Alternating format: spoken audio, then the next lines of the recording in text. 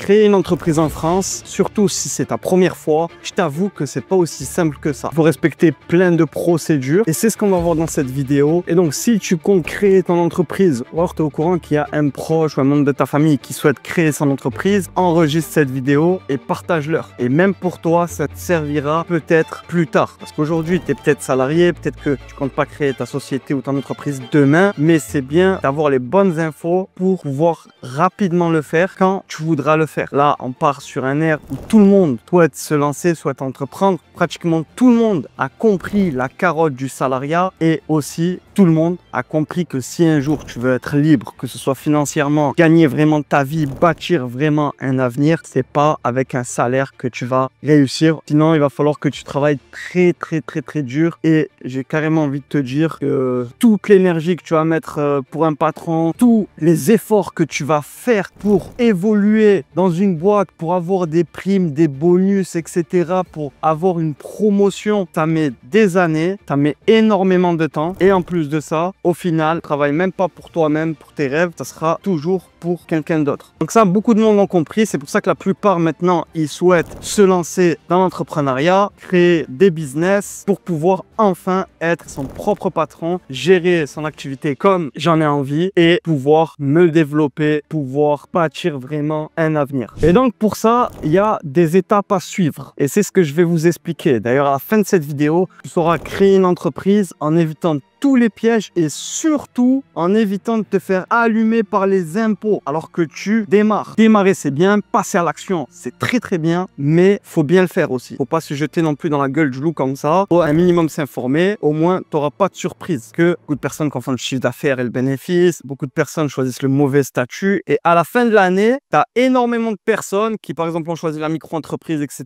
parce que c'est plus facile ou gratuit. Et au final, à la fin de l'année, ils se sont fait tuer parce que de base ils disaient quoi? Ils disaient ouais, je crée une micro-entreprise au cas où si ça marche pas. Si tu penses comme ça, eh ben c'est sûr et certain que ça va pas marcher. Si dans ta tête tu te dis j'ai un plan B au cas où le plan A il marche pas, c'est sûr et certain que ton projet ne va pas marcher. Le plan B doit servir justement au plan A. Ton plan B, c'est comment est-ce que je peux améliorer mon plan A. Ton plan B, c'est une nouvelle stratégie que tu vas essayer pour ton plan A. Ton plan B, c'est pas j'abandonne, j'arrête, je retourne dans le salariat. Si tu fais ça, c'est sûr et certain que tu vas jamais t'en sortir. Ça veut dire que tu es faible mentalement. Et l'entrepreneuriat, il faut avoir un mental solide et dur. C'est pour ça qu'à chaque fois, on parle de mindset. Parce que là où toi, tu vas abandonner, là où toi, tu vas arrêter, eh ben, il y en a un qui aura la dalle. Et lui, il va y croire, il va pas lâcher, il va pas arrêter. Et du coup, il va prendre ta place. Donc les amis, si vous n'êtes toujours pas abonné, abonnez-vous. Durant la vidéo, si vous avez des questions, n'hésitez pas en commentaire. Donc là, pour cette vidéo, on va voir toutes les étapes à suivre pour créer son entreprise. À commencer, trouver une idée. Ensuite, choisir une forme juridique, puis réaliser un business plan et ou une étude de marché, même un petit truc bidon. Hein. Quand on parle d'étude du marché ou business plan, les gens ils s'imaginent déjà des plein de documents à remplir, je sais pas quoi, faire des PowerPoint, etc. Non, des fois tu fais des études de marché de tête, mais c'est mieux de les écrire, tu vois. Une étude du marché, c'est pas ce que tu vois à la télé qu'à 40 ans. Oui, c'était une grosse boîte. Maintenant, avec une petite boîte, voilà, tu fais tes comptes, tes calculs. Bon, j'ai envie de vendre tel produit, j'ai envie d'ouvrir tel business. Combien est-ce que ça va me coûter en marchandises? Comment est-ce que ça va me coûter en matériel? Est-ce que j'ai besoin de prendre un local commercial ou pas? Tu vois, tout ça, combien ça va me coûter? En gros, toutes les charges fixes, combien est-ce qu'elles vont me coûter? Les assurances, etc. Est-ce que je vais avoir besoin d'embaucher du personnel? Combien est-ce que je pense vendre dans la journée? Combien est-ce que le produit me coûte? Et combien est-ce que je vais le revendre? Donc, quelle marge je vais appliquer? Etc. Ça, c'est un business plan. Et une étude de marché, c'est je vais étudier la concurrence, je vais étudier le marché. Est-ce que le marché se porte bien? Par exemple, il y en a beaucoup qui me disent ouais, le e-commerce, c'est mort. T'as pas regardé les études. Regarde les études, tu vas voir que c'est en pleine croissance. Oui, il y a beaucoup plus de concurrents qu'avant. Ça devient de plus en plus un océan rouge, mais il y a toujours de l'argent à faire et les chiffres font que augmenter. Moi, je pense que c'est que le début du e-commerce. Les business physiques, ça a existé pendant des années, des siècles, j'ai envie de te dire. Maintenant, on passe à l'ère numérique et ça va exister pendant des siècles. Et ça, les gens ne se rendent pas compte. Ensuite, on va voir comment rédiger des statuts juridiques, constituer et déposer le capital social, déclarer les bénéficiaires effectifs, domicilier la société, publier une annonce légale et pour finir, immatriculer ta société. En gros, c'est un processus un peu complexe et chiant qui regroupe 3 grandes étapes. Première grande étape, ça va être la préparation du projet d'entreprise. Deuxième étape, la réalisation des démarches pour l'immatriculation. Et troisième étape, du coup, l'immatriculation. Donc, si tu n'es pas abonné, abonne-toi. Si tu as des questions, n'hésite pas en commentaire et c'est parti.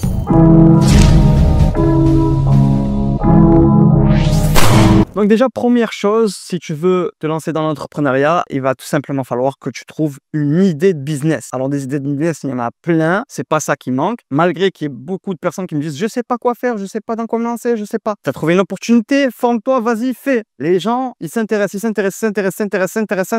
mais ils passent jamais à l'action, ils font jamais rien. Tu as trouvé une opportunité, vas-y, avance. Donc déjà, pour passer à l'action. Pour trouver une idée, tu as plusieurs solutions. Déjà, premièrement, tu peux partir sur un business dans lequel tu as déjà eu de l'expérience, une compétence. Tu as forcément déjà fait des stages ou travaillé ou peut-être travaillé avec la famille ou peu importe. Tu as déjà acquis des compétences ou de l'expérience. Si c'est pas le cas, c'est grave. Je t'invite à te bouger le cul, la vérité. Ça veut dire que c'est très grave. Si tu n'as jamais travaillé de ta vie, au bout d'un moment, tu as 25, 26, 30, tu n'as jamais travaillé, c'est très grave, il faut que tu te bouges. Si tu es au RSA, ça va sauter. Tu vas devoir travailler maintenant. Tu vas devoir faire des heures. Donc autant te lancer dans un business. Et d'ailleurs, profitez-en parce qu'on a la chance en France de pouvoir toucher le RSA, le chômage, et en même temps lancer un projet. Ça, c'est une chance, les gars. On ne se rend pas compte, mais dans les autres pays, c'est très dur. Il n'y a pas cette chance-là. Bref, c'est pas ça le sujet. Là, on parlait d'idée de business. Donc, pour trouver une idée de business, comme je te disais, tu peux partir sur quelque chose où tu as de l'expérience, des compétences, ou alors tu peux partir sur quelque chose qui te passionne, que tu aimes bien. Par exemple, si tu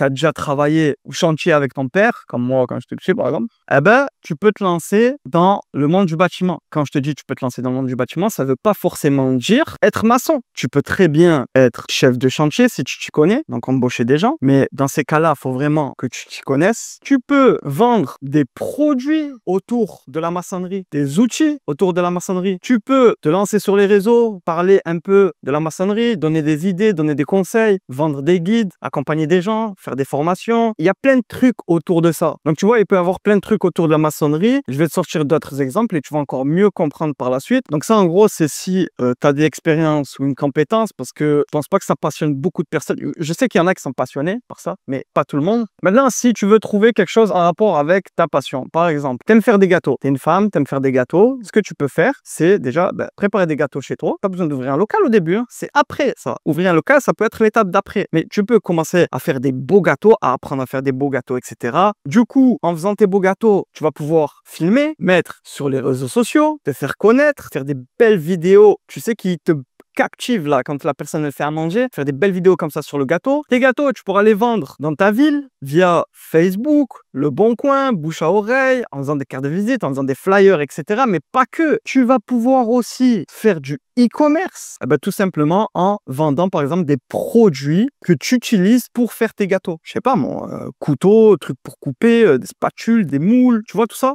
Tout ce genre de produits, tu vas pouvoir créer un site e-commerce, mettre le lien sur ton profil, sur tes réseaux sociaux, là où tu fais tes vidéos, et générer de l'argent. Parce que quand tu vas faire tes vidéos, il y en a plein en commentaire, ils vont dire où est-ce que tu as acheté ci, où est-ce que tu as acheté ça. Et là, tu vas pouvoir générer de l'argent. Mais c'est pas tout. Tu peux aussi créer un guide de recettes, un livre, tout simplement, un e-book, avec les recettes que tu fais, que tu as proposées en vidéo. Tu peux faire des accompagnements, tu peux faire des ateliers en vidéo, tu vois, en live, par exemple, des sessions où des gens vont s'inscrire, payer une petite somme et s'inscrire pour regarder tes lives en direct où tu prends du temps à expliquer aux gens comment est-ce que tu fais, etc. Et donc ça, tu peux le faire avec plusieurs activités. Là, je te parle de gâteaux, mais tu peux le faire avec tout en vrai. Souvent, on va chercher loin l'idée de business ou alors le produit à vendre alors qu'il est devant nous. Une petite anecdote. Il y a un monsieur qui fait un call avec moi une fois, peut-être que tu vas voir la vidéo. Il me dit, bon, moi, j'ai une boîte dans le bâtiment, je fais des stores, je pose des stores et j'ai envie de me lancer dans l'import-export. Mais je sais pas quoi faire, je sais pas quoi vendre. Je lui dis, mais tu m'as dit que tu posais des stores. Je les achète tous, ces stores. Il est là, le produit, il est devant toi. Importe des stores alors. Non seulement tu vas pouvoir les poser, non seulement tu vas pouvoir les toucher moins cher et les poser toi-même, mais en plus de ça, tu peux les vendre aux autres personnes en gros et même par la suite développer une marque, créer une marque de store. Et ça, je vous dis les gars, des fois le business il est devant vous, le projet est devant vous, des fois vous avez des compétences ou de l'expérience et je vois certaines personnes, ils préfèrent rien faire et pas gagner d'argent plutôt que de faire ce qu'ils savent faire juste parce que ça les fait chier. Je suis désolé les gars, mais travailler ça fait chier tout le monde. Même si tu kiffes, même si c'est ta passion, tu vas avoir des obligations. Parce qu'on dit ouais, si c'est ta passion, tu travailleras plus jamais de ta vie. En gros, si ton travail c'est ta passion, tu travailleras plus jamais de ta vie. C'est faux, certes c'est mieux, mais il y a des fois un footballeur, il a la flemme d'aller s'entraîner. C'est sa passion. C'est pareil pour tous les business. Donc tu dois te forcer. Si tu fais rien fait, petit à petit ça va venir. C'est en faisant qu'on trouve des plans, des affaires. C'est comme tu es sur le terrain, quand tu rencontres des personnes, tu parles avec eux, que tu trouves des affaires, des opportunités. Mais si tu fais rien, tu restes à la maison, tu fais rien, tu parles à personne, ou alors tu restes qu'avec des débiles en train de boire des cafés toute la journée, qui eux-mêmes essayent de gratter, tu vois, si tu restes qu'avec des vautours, comment tu veux avancer? Comment tu veux réussir? Tu vois ce que je veux dire ou pas? Donc lance-toi, travaille, charbonne, lance une activité. Rencontre des gens, renseigne-toi, apprends, intéresse-toi et petit à petit ça va venir. Donc voilà, on a vu que pour trouver une idée de business, il y a plusieurs moyens, il y a plusieurs solutions. À toi de voir. Maintenant, si pour finir, il y a une autre solution, c'est de surfer sur tout ce qui est tendance, mais c'est, on va dire, des coups. C'est des bons plans, c'est des coups, ça arrive pas tout le temps, c'est un peu chiant, mais tu peux te gaver. En gros, c'est un peu comme les startups, ça, tu vois, où tu vas essayer 10 fois et 9 fois ça va pas marcher, mais la 10e fois, ça va exploser, tu vas récupérer tout ton argent. Ça dépend de ta mentalité, ça dépend de ton mindset, est-ce que tu vas tenir ou pas tenir, parce que avoir des échecs aussi, ça joue un coup sur le moral. Même si tu es fort, ça peut te mettre en dépression. Moi, j'ai été en dépression plus d'une fois. Quand je te dis dépression, n'abuse pas, je prenais pas des cachets ou je sais pas quoi, mais j'étais dégoûté, quoi. Tu vois, j'étais blasé, malade. Plusieurs fois, ça m'est arrivé, tu vois. Et ça fait partie du jeu, du système. Mais de toute façon, avec le temps, de plus en plus, tu vas gérer tes émotions, tu vas gérer la dépression, tu vas gérer la colère, etc., etc. D'ailleurs, tu devrais te former là-dessus, lire des livres, regarder des choses sur ce sujet-là, parce que c'est très, très important. Et donc, une fois que tu as trouvé ton activité, il va falloir que tu vérifies si ton activité elle est pas réglementée. Donc en gros, tout ce qui va toucher à l'artisanat comme coiffeur, boulanger, mécanicien, peu importe, il va te falloir un diplôme ou alors de l'expérience. Donc en gros, il te faut minimum CAP et 2 ans d'expérience. Et là par contre, tu vas créer ta société à la chambre des métiers. Tu ne seras pas à la chambre des commerces. Tu feras partie de l'artisanat et c'est pour ça qu'il te faut un diplôme. Et d'ailleurs, avant, il faisait un stage. Je l'ai fait une première fois, j'avais 19 ans, j'ai pas suivi le stage, je m'en foutais, je voulais juste créer la société comme la plupart qui étaient là. Je m'en suis voulu toute ma vie, j'ai regretté parce qu'il y a plein de trucs, du coup, j'ai pas compris. À la fin du stage, comme un mongol, j'ai créé une micro-entreprise, enfin, auto-entrepreneur à l'époque, au lieu d'une société, alors que c'était une boîte dans le bâtiment. Et en plus de ça, c'était pas moi le maçon, j'étais le commercial. Moi, je ramenais les clients, donc c'était pas du tout adapté. Pourquoi? Tout simplement parce que j'ai pas suivi le stage. Donc, un jour, j'avais de l'argent sur mon compte CPF, je me rappelle, je savais pas quoi faire avec. J'ai revu ce stage et je me suis dit, bah, tu sais quoi, vas-y, je vais le refaire. Et je l'ai refait. Et par contre, là, je me suis pris au sérieux, j'ai posé des bonnes questions, etc. Je suis tombé sur un bon professeur, c'était à la chambre des métiers, qui m'a très bien expliqué, aiguillé, etc.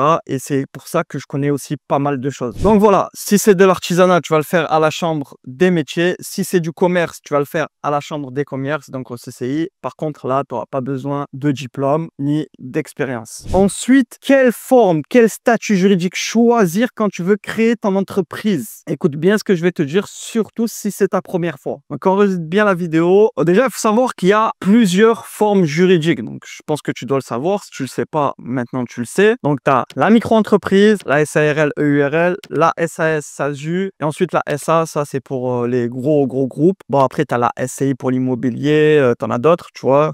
La SCA, etc. SNC, tu vois, tu en as plusieurs. Mais principalement, c'est les premiers que la plupart des gens utilisent. La plupart des gens me demandent, me disent, je veux ouvrir une boîte dans le transport. Quel statut choisir? La forme et le statut juridique ne dépendent pas de votre activité. Ils dépendent de vous. D'ailleurs, il y a des choses que je peux pas dire ici, mais que je peux dire sur ça là. Donc le lien, il est dans la description. Rejoins le groupe. C'est là-bas où je peux parler, m'exprimer, dire vraiment ce que je veux. Des choses que je peux pas dire ici. Et des choses que ton expert comptable te dira jamais. De 1, parce qu'il n'a pas été sur le terrain, donc il peut pas le savoir. Et de 2, parce qu'il a trop peur de te dire ce genre de choses. Moi, je m'en fous. Viens ici, là, clique sur le lien qu'il y a dans la description et c'est là-bas où je donne plus de valeur. Donc déjà, l'entreprise individuelle, ça va être une personne physique. Donc en gros, ça va être toi, que ce soit une micro-entreprise ou une entreprise individuelle. C'est la même chose, juste que l'entreprise, tu vas avoir des plafonds, etc. Là, je serai une personne physique. Je suis l'entreprise. Tandis qu'en SASU ou en EURL, c'est une personne morale. Donc je ne suis pas l'entreprise. L'entreprise, c'est une entité à part. Par contre, je gère l'entreprise. Je suis l'entreprise. Vous faites bien la différence. La différence entre une personne physique et une personne morale. Le régime social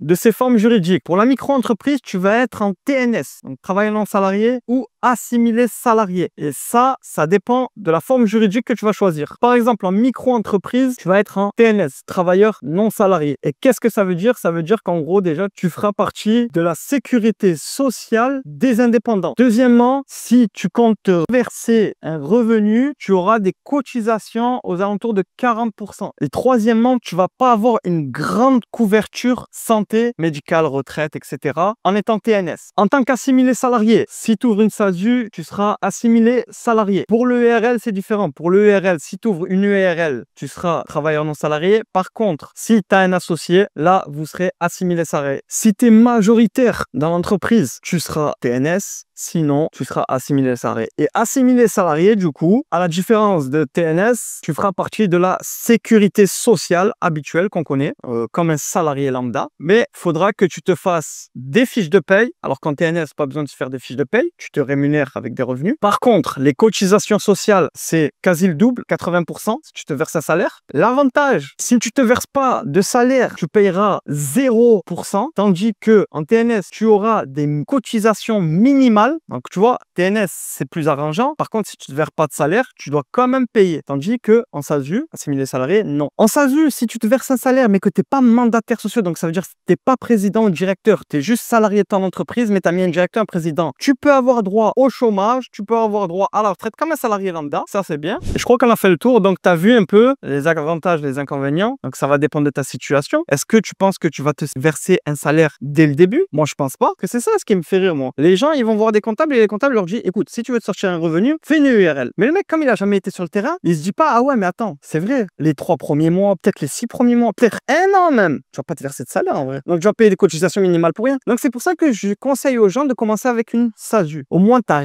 rien à voir avec l'URSSAF au début, vu que tu te verses pas de salaire. Tandis qu'en URL, même si tu te verses pas de salaire, tu auras des lettres de l'URSSAF qui vont te dire, monsieur, vous n'êtes pas versé de salaire, eh ben, vous nous devez des cotisations minimales. Tu comprends? Donc, à toi de voir. À toi de voir. Maintenant, si tu veux vraiment plus de détails, viens dans le lien que je t'ai dit là, tu vas encore mieux comprendre. Donc ensuite, régime d'imposition. On a le choix entre l'IR, l'impôt sur le revenu, et l'IS. Donc déjà, l'IR, qu'est-ce que c'est? L'IR, l'impôt sur le revenu, c'est tout simplement ton avis d'imposition. Ta feuille là que tu reçois à chaque fois, une fois par an, l'avis d'imposition. L'impôt sur le revenu, c'est ça. En gros, c'est combien est-ce que tu as généré de revenus dans ta poche cette année-là. Et du coup, il y a un barème. Donc, ça, c'est l'impôt sur le revenu. L'impôt sur les sociétés, c'est différent. Impôt sur les sociétés, comme son nom l'indique, ça va concerner les sociétés. Donc, en gros, ma société, elle a fait 100 000 euros de chiffre. Il reste 50 000 euros de bénéfices. Donc, je vais être imposé sur les 50 000 euros restants. Ça, c'est l'impôt sur la société. Une fois que la société est imposée, il va rester le bénéfice. Et là, à ce moment-là, si tu veux retirer ce bénéfice et le mettre dans ta poche, là, tu vas payer la flat tax qui est de 30% et qui va passer certainement à 33%. Donc, tu comprends? Donc, tu as l'impôt société,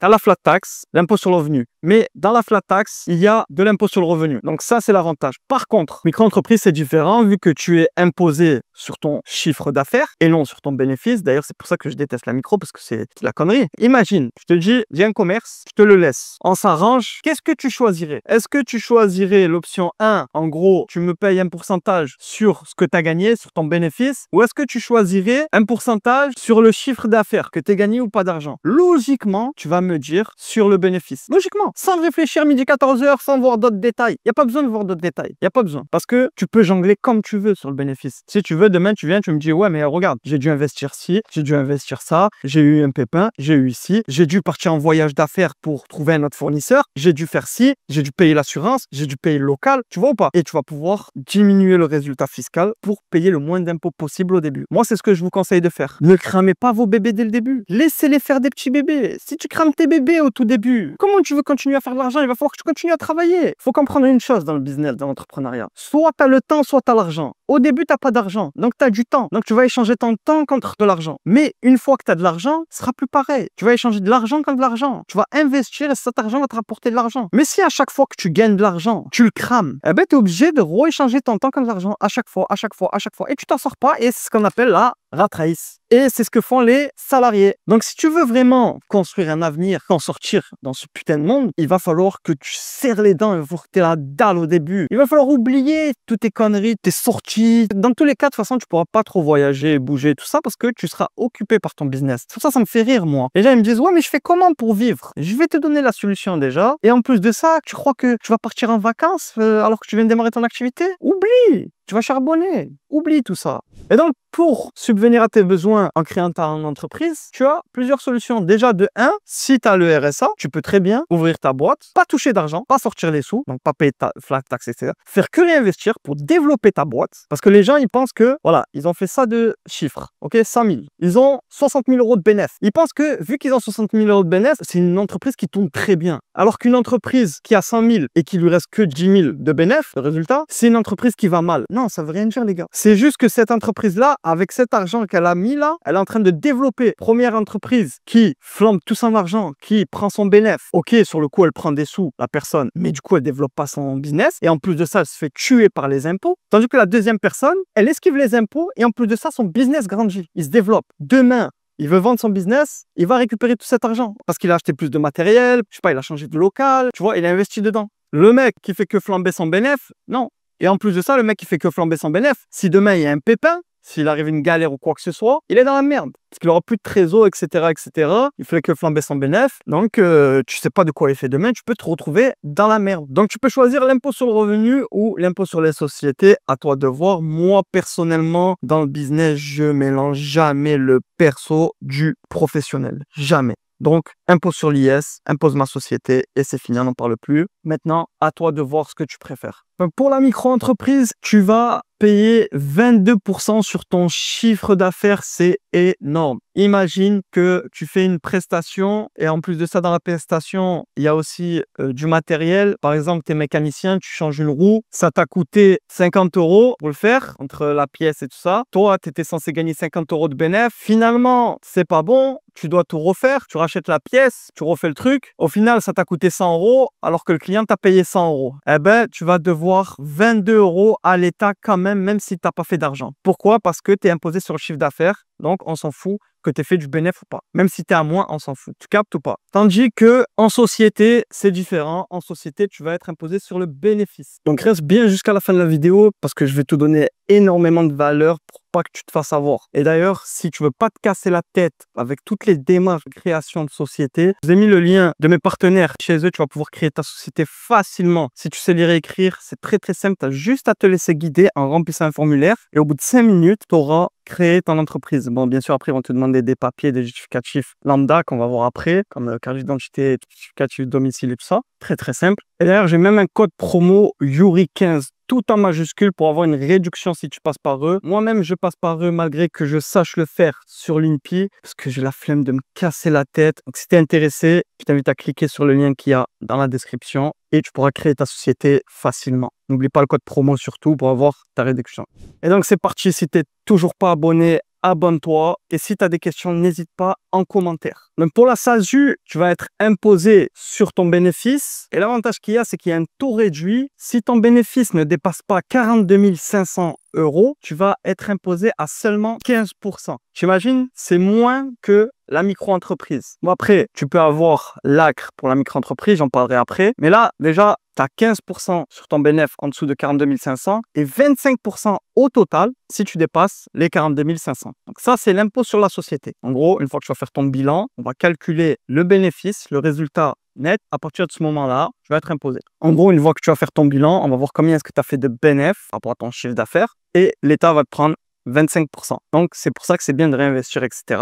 pour payer le minimum d'impôt et justement pour être en dessous des 42 500. L'idéal, c'est d'être en dessous des 42 500 sur le résultat. Comme ça, au moins, tu payes le moins d'impôts possible. Donc ça, c'est pareil pour toutes les sociétés personnes morales, donc SASU, SAS, SARL, EURL, SA. Maintenant, tu peux avoir des aides comme l'ACRE pour la micro-entreprise. Du coup, tu payeras seulement 11%. Par contre, l'ACRE, tu peux l'avoir que la première année et tu peux faire la demande que tous les 3 ans. Donc, en gros, la première année, si tu es en micro-entreprise, tu vas payer que 11% à peu près. Et à partir de la deuxième année, tu vas payer au plein 22 et quelques %. Pour la SASU l'URL, c'est différent parce qu'il faut savoir qu'en fait, l'ACRE, c'est une aide pour les cotisations sociales. Donc, tu vas pas avoir d'aide sur l'impôt sur le revenu, mais tu vas avoir des aides, tu vas avoir une exonération si tu te verses un salaire. Et là, ça peut être intéressant. Donc voilà, maintenant, tu sais quel statut juridique choisir normalement, ou du moins, tu as toutes les infos pour le choisir. Si vraiment tu hésites encore, comme je t'ai dit, rejoins le lien là, ok?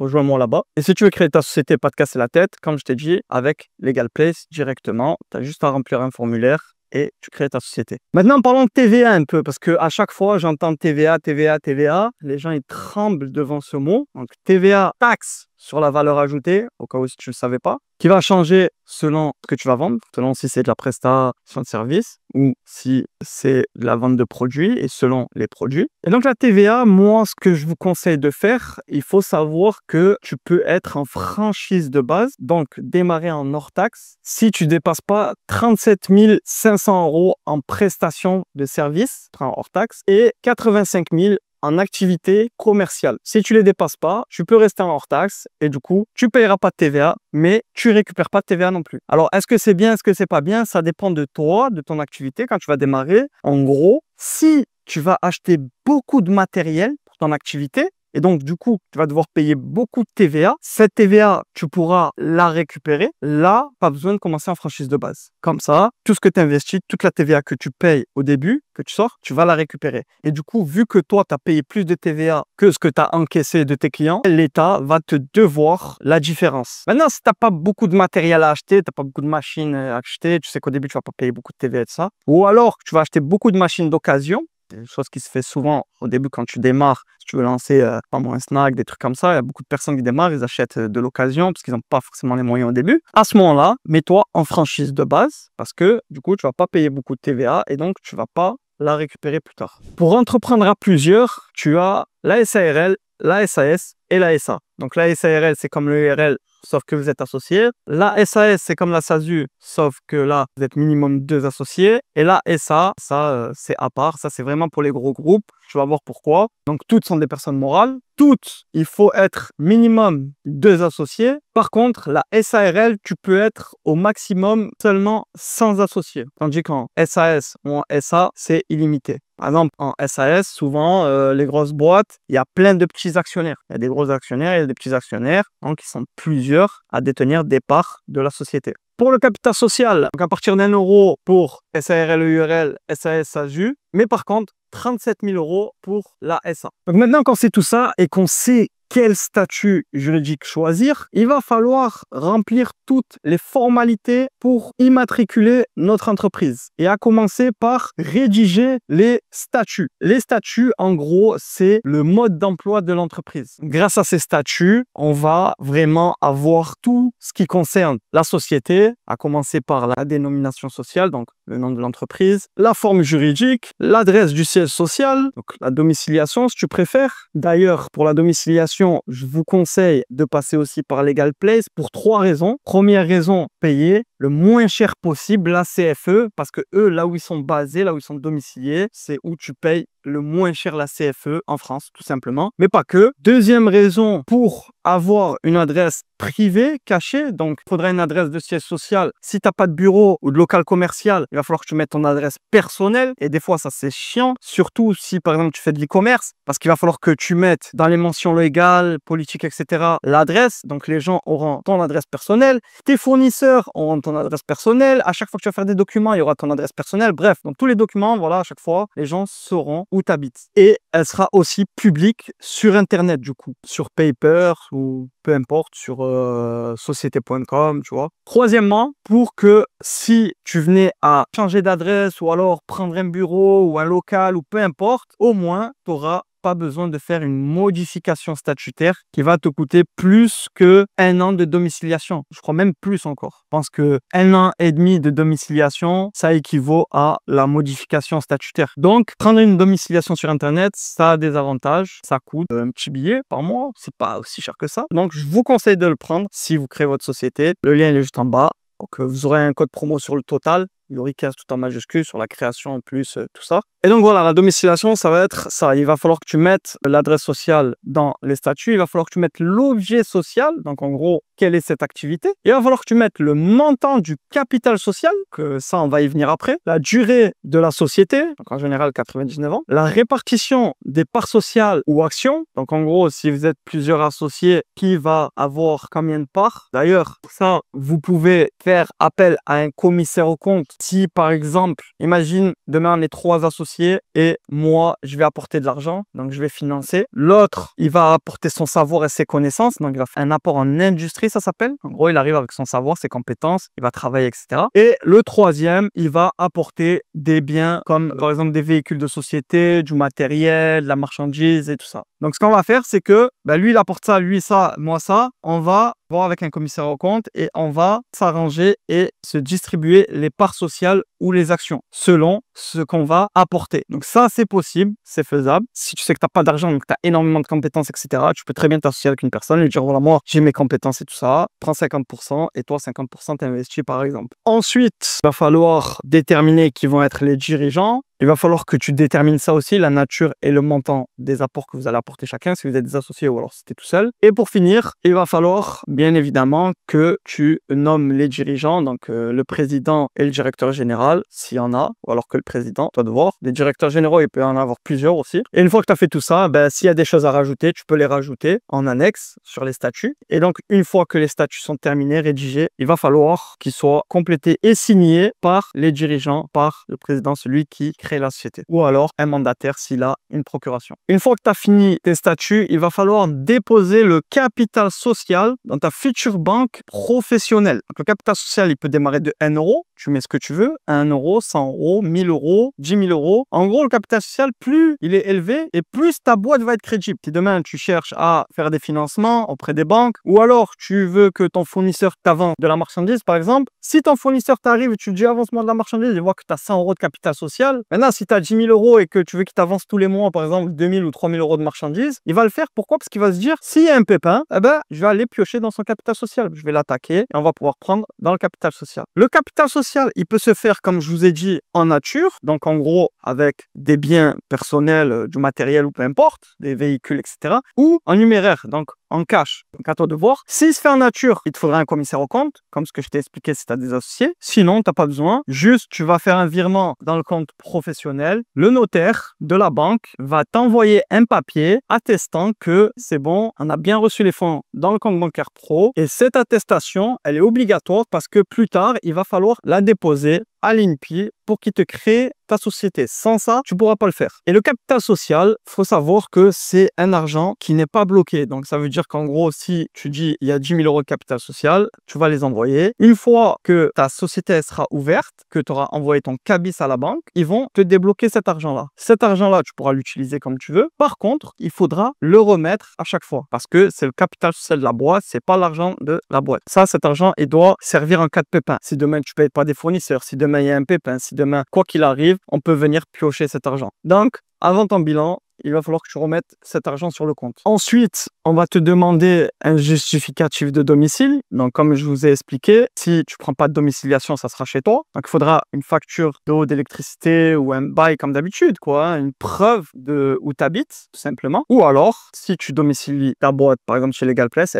eux, ils te feront un justificatif. D'ailleurs, si tu fais ça par LegalPlace, tu ne casses pas la tête avec tout ça. Hein. C'est eux qui s'occupent de tout. Toi, tu n'as rien à faire. Hein. Tu as juste à remplir le formulaire en ligne, c'est tout. Une fois que tout ça est fait, il va falloir déclarer les bénéficiaires effectifs. Et en gros, les bénéficiaires effectifs, c'est toutes les personnes qui ont des parts sociales ou des actions dans la boîte de plus de 25% directement ou indirectement. Et ça, que ce soit des personnes physiques ou morales. Donc, en gros, que ce soit une vraie personne ou une société et qu'elles détiennent directement des parts de la boîte ou alors qu'elles les détiennent via une autre société. Tu vois, donc indirectement. Donc, par exemple, je suis là, j'ai une holding et en dessous, la holding, j'ai une société qui est rattachée à ma holding. Donc, je reste le bénéficiaire effectif indirectement parce qu'il y a ma holding qui est entre les deux. Tout ceux-là qui ont plus de 25%, ils doivent être déclarés. Le reste, c'est pas grave. Tu peux pas déclarer tout le monde, t'imagines, comme les petites actions, à chaque fois qu'on achète, qu'on revend et tout ça. Une fois que ça c'est fait, il va falloir publier une annonce légale dans un journal. Et ça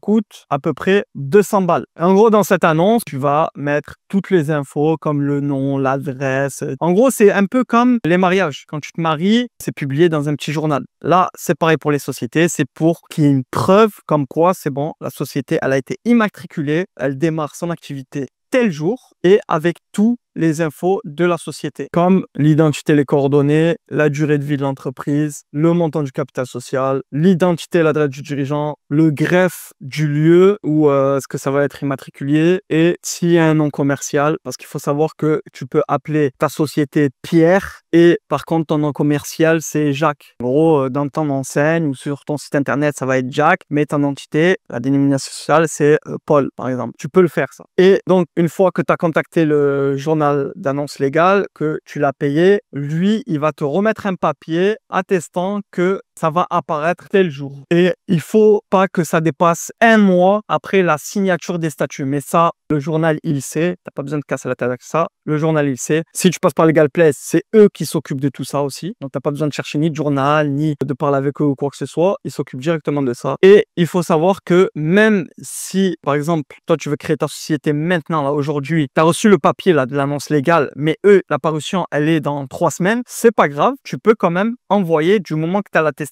que c'est bien notifié que telle date, il y aura la parution et tout ça, ça passe. Tu peux commencer déjà à envoyer tes papiers. Tu vas même recevoir ton cabis avant que la parution soit faite. La plupart du temps, moi, ça a été ça, de toute façon. Et pour finir, on va te demander de fournir certains documents de base, comme d'habitude. Par exemple, pour la micro-entreprise, ça va être un justificatif d'identité, donc pièce d'identité ou passeport. Une attestation sur l'honneur de non-condamnation, mais en gros, ça concerne tout ce qui est dans l'entrepreneuriat, tu vois, le tribunal du commerce. Si tu as eu des antécédents qui n'ont rien à voir avec le business, avec le tribunal de commerce, ça n'a rien à voir. Ça, c'est vraiment, tu as pris une interdiction de gérer, tu as fait des conneries avec une entreprise, tu as eu des condamnations, etc. C'est vraiment par rapport à ça. Rien à voir avec ton casier judiciaire ou quoi que ce soit. Ça concerne le commerce. Donc, il va falloir que tu remplisses cette feuille. Il va te falloir un justificatif de domicile, okay? Donc, soit tu es domicilié, soit chez toi. Il va te falloir aussi des diplômes si ton activité, elle est réglementée. Donc, si tu fais partie de la chambre des métiers, si tu fais partie de la chambre de commerce, pas besoin. Et il va te falloir une attestation de notification de conjoint, si vous êtes marié, par exemple, concubin ou peu importe. Si tu l'es pas besoin. Ça, c'est pour la micro-entreprise. Maintenant, pour les sociétés. Pour les sociétés, on a vu qu'il nous fallait des statuts, l'attestation de parution de l'annonce légale, justificatif d'identité, donc ça c'est normal, pièce d'identité ou passeport, justificatif de domicile, déclaration des bénéficiaires effectifs, le certificat du dépôt de capital que tu envoies à la banque. S'il y a un commissaire au compte, un rapport du commissaire. S'il n'y en a pas besoin. Si ton activité, elle est réglementée, un diplôme ou des preuves d'expérience, donc fiche de paye ou peu importe, minimum 2 ans d'expérience. Et si, par exemple, c'est toi qui crées une société pour quelqu'un, il va te falloir un mandat, en gros une procuration, tu préfères, pour pouvoir le faire à la place des autres. Il y a plusieurs personnes, c'est leur travail, ils créent des sociétés aux gens. Les gens n'ont pas envie de se prendre la tête, il y en a plein, ils se lancent dans ça. Je parle pas de comptables ou d'experts comptables, je parle de personnes lambda qui font leur petit bureau et ils se disent, voilà, moi je vais me spécialiser dans la création d'entreprise et ils font de la création d'entreprise toute l'année et ils gagnent très bien leur vie comme ça. Et il y en a plein. Bon, maintenant, ça commence à être de plus en plus compliqué parce que tu as des groupes comme Legal Place qui arrivent et qui, avec le prix qu'ils annoncent, qui raflent tout le marché, tu peux pas concurrencer. C'est impossible. Tout le temps que tu vas perdre, Legal Place, par exemple, pour créer une SASU, ils te prennent 100 €. Bon, ensuite, tu as l'annonce légale à payer, le greffe, ça c'est à part. Mais eux, dans leur poche, ils prennent 100 €. Je vois pas comment est-ce que tu peux concurrencer une boîte qui prend 100 € pour créer une société, sachant qu'il y a toutes ces démarches à faire, tous ces papiers à remplir, etc. Il y a de l'attente. Si tu le fais toi-même, franchement, je préfère donner 100 €, là, même 200 € plutôt que le faire moi-même. Parce que je l'ai déjà fait moi-même et je sais ce que c'est. Et je l'avais fait pour des sociétés, je l'ai même fait pour une holding. Et carrément, à un moment, la holding, je galérais à cause des bénéficiaires effectifs, justement. Ça me rendait fou leur site internet. J'arrivais pas à rentrer les bénéficiaires effectifs qui étaient moi. Il y avait un bug ou je sais pas et ça me rendait malade et je faisais qu'envoyer le dossier. Et du coup, les revenus refusés. Et à chaque fois, il faut payer un délire de 5 € ou 3 ou 4 €, je sais plus, un petit montant ridicule, mais il faut quand même le payer à chaque fois que tu te fais refuser et refaire la demande et attendre à chaque fois 2-3 jours ou des fois 5 jours. Donc c'est chiant. Depuis, je me suis dit, je passe que par Legal Place maintenant. Au moins, je suis tranquille. Il faut savoir que je passais par eux avant que ce soit mes partenaires ou quoi que ce soit. Et donc, une fois que tu as réuni tous ces documents-là, ça y est, tu peux enfin immatriculer ton entreprise. Donc pour immatriculer ton entreprise, tu te rends sur l'INPI. Donc, Pareil, l'INPI, tu te connectes avec France Connect ou avec ton numéro d'impôt, etc. Et tu commences à remplir les formulaires, tu commences à faire ton statut tout seul. Si tu sais pas comment faire, tu cherches sur Internet. C'est chiant, ça met du temps, je sais. C'est ce que j'ai fait plusieurs fois avant de passer par Legal Place. Donc, il va falloir tous les documents que je t'ai dit, tu les mets sur leur site et ils te donneront une réponse 3-4 jours après. Et normalement, ton cabis, si c'est bon, tu le recevras d'ici une semaine. Maintenant, si tu n'as pas envie de te casser la tête, vraiment, comme je t'ai dit, tu passes par Legal Place. Le lien, il est juste en bas. N'oublie pas le code promo Yuri15 tout en majuscule. Tu as juste à remplir les formulaires et tu recevras ton cabis d'ici une semaine. Donc voilà, c'était tout pour créer son entreprise. Je pense qu'on a fait assez le tour. J'espère que vous avez eu les réponses à vos questions. D'ailleurs, si c'est pas le cas, n'hésite pas en commentaire. Au moins, je te répondrai directement. En message, les gars, ça sert à rien. Il y a beaucoup de personnes qui m'envoient des messages sur TikTok, Insta et tout ça. Je les vois pas. Il y a trop de messages. En commentaire, c'est mieux. Au moins, je le verrai et je te répondrai directement. Bref, si la vidéo t'a plu, n'hésite pas à me le faire savoir en mettant un like. Au moins, je sais si elle est bien, elle n'est pas bien, si je continue à faire ce genre de vidéo ou pas. Moi, ça me motive. Et si tu n'es toujours pas abonné, tu ne comprends pas, tu n'as pas faim, tu n'as pas envie de sortir, tu n'as pas envie de réussir. Et qui te donne autant de valeur que moi? Qui? Des gains. Ils sont tous comme ça. Parce que sinon, ils n'ont pas d'argent, ils font pas d'argent. Moi, mon argent, je l'ai fait avant. C'est ça que vous ne comprenez pas. Il y en a beaucoup qui me disent, ouais, là, l'argent, je l'ai fait avant. Donc voilà, on a fait un peu le tour. Donc j'espère que ça t'a plu. Et je te dis, à toi de jouer.